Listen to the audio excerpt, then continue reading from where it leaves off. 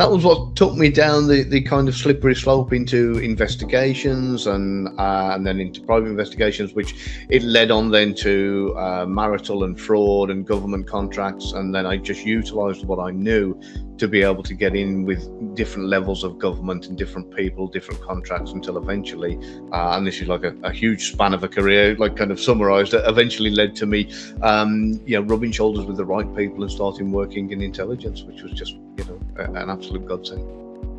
Yeah, well, you certainly did navigate your way up into that. And I think it's fascinating when we have to utilize the light and the dark aspects of ourselves and really have a well-rounded understanding of human behavior.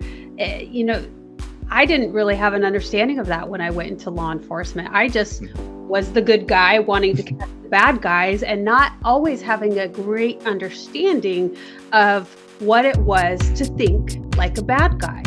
And so you don't really start learning this until later on. You have to train yourself to think differently, to think how they would think in order to catch them, because how else would you be able to catch them, right?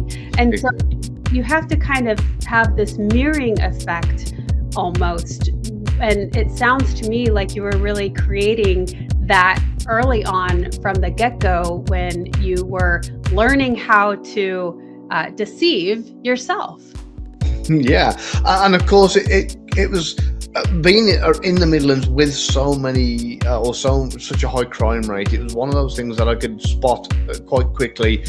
Cars that looked out of place, people that looked out of place, things that just didn't look right, and that gave me an advantage in itself. And I'd frequently look at people who were involved in criminal activity and think they're going to get themselves caught. And and I could see the reasons why, and then next thing I'd find out that this particular person or people had got themselves caught, and I'd say, I bet it was the tail light on the truck, or I bet it was this, and I'm like, yeah, how did you know? And so just thinking, being able to see the signs, gave me that massive advantage, and then being able to utilize that in reverse helped me out later on in life.